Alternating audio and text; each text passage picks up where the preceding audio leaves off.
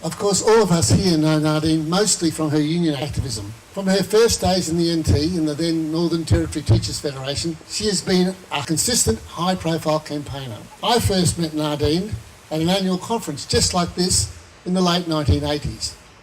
We found fellowship in moving and seconding motions together over the next couple of decades. Despite being very different versions of humanity, I recognised her in her qualities that I truly admire. An intense intelligence, a deep caring for doing the right thing, a strength of conviction, and a fiery combativeness.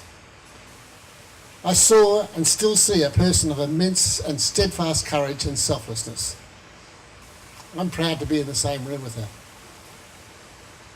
Beyond elemental teacher unionism, she has been and continues to be a fearsome advocate for human rights in a myriad of movements. Indigenous rights, youth justice, peace, and women's rights. Critically, her actions always speak louder than her words. Nadine has never been just simply a member.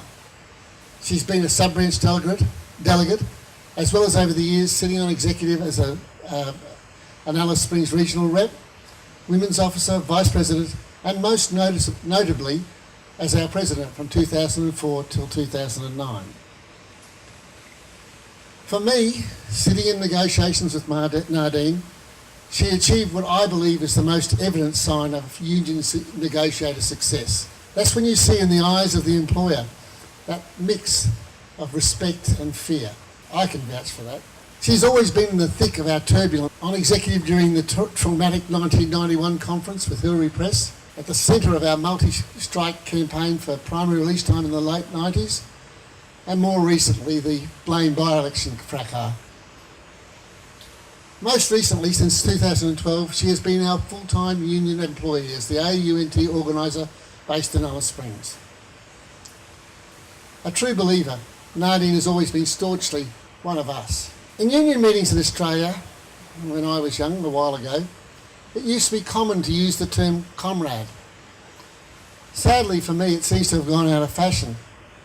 But to all of us here, to all of our members, to the people of the Northern Territory, I think it can be said that Nadine has been our comrade. Certainly with pride, I say that Nadine Williams is my comrade. On behalf of our members, both here and absent, of those in the present and the past, I'm pleased to acknowledge her career, express our gratitude for her achievements, declare that we will miss her, and articulate our hopes for both a restful and fulfilling future. Nadine, would you like to come forward, please?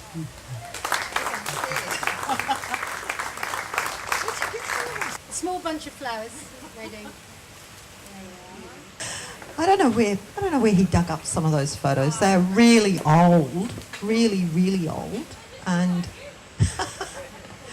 and one of them was actually me on holidays, sitting with a glass of wine with a beach scene behind me, and I know only one other source where that could have come from, and I am now quite suspicious about how some of this plotting has come about. Just to say one thing, this is a beautiful setting and it is a fantastic conference, and it's an empowering conference, as all our conferences should be, because we always have new members, new delegates who come to conference. And one thing I did every conference when I was in the chair, like Jarvis, and had that role, I would ask people to say if they were new and if they'd never been to a conference before in the Northern Territory of our union. And I wouldn't mind asking that question again. Who has never been to a conference before this one? Absolutely fabulous, fabulous. And that's how we grow. That's how we grow what we know is important, and that's our capacity as activists. And I can see on my right, Matui, he doesn't need growing much more as an activist. He's a fantastic example of activism out at his workplace, and a fighter for the rights not only of every other worker in his workplace, but also for the broader issues that I've been fighting for at least the 30 odd years I've been around, and Stephen's covered a little bit of that. But I just wanted to say a few things, and one or two of them are memories, and I don't wish to be indulgent, but I hope you don't mind if I do indulge in a few memories. When I first arrived in the Territory, I had been an activist in the anti-nuclear movement and a member of the South Australian Institute of Teachers, which is now the AEU SA, and I had been somewhat broke, to tell you the truth. I didn't have a lot of money, and I'd been in court quite often on the wrong side of the law, if you know what I mean. I'd represented myself quite capably, and I'm reasonably good on my feet in terms of arguing in a court of law. I won't go back to that because that's not relevant. It did teach me a lot, though, about bargaining, and I did get my grounding in the South Australian Union. I actually founded the Unemployed Teachers Union that became the peanut butter one, the ETA, Employable Teachers Association, back in 1977, when there was a teacher surplus, believe it or not, and a lot of us who had graduated, and like me, I got married, you had to resign from the department. You couldn't remain teaching if you were married unless you resigned and reapplied in your married name. I refused to change my name. I never changed my name, but I was in fact married, so it was a big fight. Anyway, I was unemployed for a bit, so I started the Employable Teachers Association, had a little office in the corner of the Institute of Teachers on Green Hill Road. Anyone here from South Australia? Or a background in that area? Yeah, well, if you know that was the beginning of the Fraser years. We just went into the Fraser years and we had major campaigns. We had unemployed union affiliates throughout the United Trades and Labour Council doing stuff then. So I have got a bit of form, if you like, before I came here. I was very proud to go to my first conference in 1985 when I'd only been in Tennant Creek, as Stephen has said, for less than a year, but I was dead set. We still had 3 terms a year then, not 4. And I can't remember what date it was, but it was the first time I ever met Trish Crossan. And I remember that because she was a very vocal advocate from Utakala at the time. And she and Mark Crossan became long-term friends, and I greatly admire the work they've done for our union and other unions, and of course Trish as an elected senator for the Northern Territory. These are the people who taught me some of my the ropes, if you like, about the union. But I must say my best teachers were the people I met in Tennant Creek. And some of those, sadly, have passed away. And I want to make mention now of one of my friends, Debbie Hartman, who was the first teacher at Moncada Homeland Centre, at our newest sub-branch. And when Debbie was working at the primary school, Kargaroo Primary School, at the time when just after I'd arrived, in Tennant Creek, she was an old friend from Sydney, another activist. She became the first teacher of the Homelands, and she was attached to the primary school.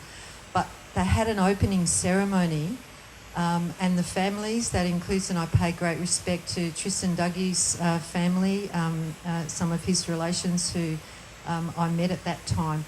They were so pleased. They'd got their Homelands, they'd got a school, and they were starting. It was the tin shed with the slab. That was it. But there was the biggest party, and what people do when they're celebrating in a lot of bush communities, especially on their own country when they have cattle, is they get a killer. I'd never encountered this before. I'd never known, at that time didn't know a lot about traditional approaches to cooking, but I learnt. And the killer is slaughtered on the spot, but with lots of boughs of gum trees so that the blood drains properly, and then a large fire pit is made, and the beast in large, big, huge chunks is chucked in, and coals put over. That was the best barbecue I've ever been to, and it was also the best celebration of people on their own country running their own school, and they felt that they were in fact managing themselves, managing their own education.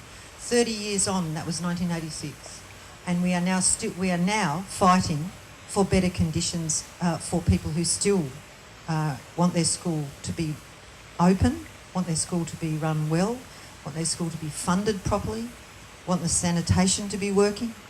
And it really bothers me that some of the things we're doing so often in the Northern Territory are cyclical fights that we have. I could go on a lot about some of those stories. There are some really funny ones, and I had some amazing times when we tried to get some coalition work going across the tri-state. That was during the period of the Aboriginal Education Program funding from the Commonwealth. And I pay tribute now to one of our absolutely amazing officers of the Union, Col Young, who sadly passed away quite some time ago after retiring. And he had been 12 and a half years, I think, the secretary of this union. He saw through some very big changes. He also saw through a period of over 12 months when the head of the department, who was then called the secretary, and his name was Jeff Spring, refused to speak to him, refused to meet with him, refused to even countenance the union in the person of the elected secretary of the, it was the Teachers Federation, then the ATU, and then the AEU. So, yeah, he was a man of incredible principle and a past principal at Alikarung, Warrabri as it was called before, and also from other schools in the bush, and then at Alawa Primary here in, sorry? Anula, I'm sorry, I knew it started with an A. Anyway, Col Young and some of the other officers that I worked with in the period that my sneaky friends have managed to get all these photos from, including Chris Sharp, of course, and Mark Crossan himself as an officer of our union, and others. They all mentored me. They all taught me a lot. They all gave me opportunities to grow in and learn more, to work better for members, to work better to organise. And I thank you. I thank you, every one of you here, and all of your members back where you work, and all of you who are associated with this union in any way. Thank you for supporting this union and unionism in this country, because we need it.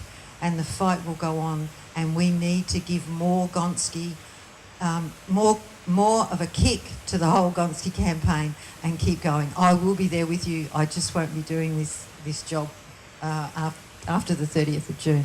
Thank you so much also, and in particular to the current officers, Anita and Jarvis, who've been through an incredibly torrid time setting things in place when we had a period of disruption in our union.